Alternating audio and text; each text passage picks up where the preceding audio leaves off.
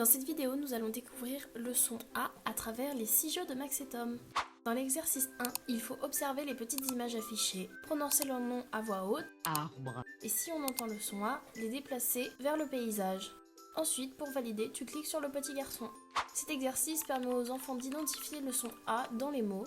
Petit à petit, ils vont renforcer leur capacité à faire des liens entre les éléments visuels et sonores. C'est un jeu pouvant être utilisé en classe, en groupe ou seul. Pour l'exercice 2, il faut détecter la syllabe dans laquelle se trouve le son A. Pour ça, il est conseillé de dire les mots à voix haute, tapi, et de taper dans ses mains à chaque syllabe. Ensuite, il faut cocher la case, puis valider avec le petit garçon. Cet exercice aide à apprendre à localiser le son A dans les mots. Les enfants améliorent leur capacité à entendre les syllabes.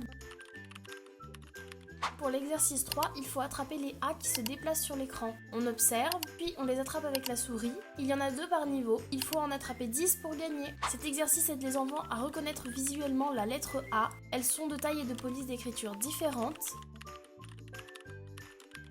Faites attention, si votre enfant ne se débrouille pas très bien avec la souris, il risquerait d'être frustré. L'exercice 4, ce sont des mots fléchés. Il faut observer les images qui sont proposées. On peut à côté écrire les mots sur un papier pour l'enfant, s'il en a besoin, ou alors télécharger notre fiche qui est déjà préparée à imprimer. Le lien se trouve dans la description. Ensuite, on attrape les lettres et on les déplace en fonction des mots qu'on a sous les yeux. Une fois que tu auras placé toutes les lettres, un mot surprise va apparaître. Cet exercice aide les enfants à apprendre à écrire des mots simples. Les mots sont séparés lettre par lettre, ce qui leur permet de mieux les comprendre. Dans l'exercice 5, on observe les images qui sont proposées, puis on y déplace les mots correspondants qui sont écrits dans des polices différentes. Une fois que tout est placé, on clique sur le petit garçon pour vérifier sa réponse. Cet exercice aide les enfants à identifier les mots correspondant aux images. Les mots sont écrits dans 3 types d'écriture différentes.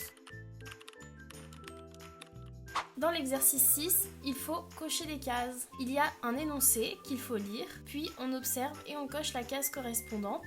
On valide avec le petit garçon, puis une autre phrase apparaît et on continue. Il y a 6 phrases en tout.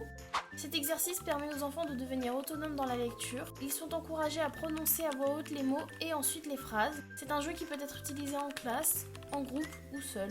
Si tu as aimé ce contenu, abonne-toi et n'hésite pas à passer sur nos réseaux sociaux pour suivre les aventures de Max et Tom.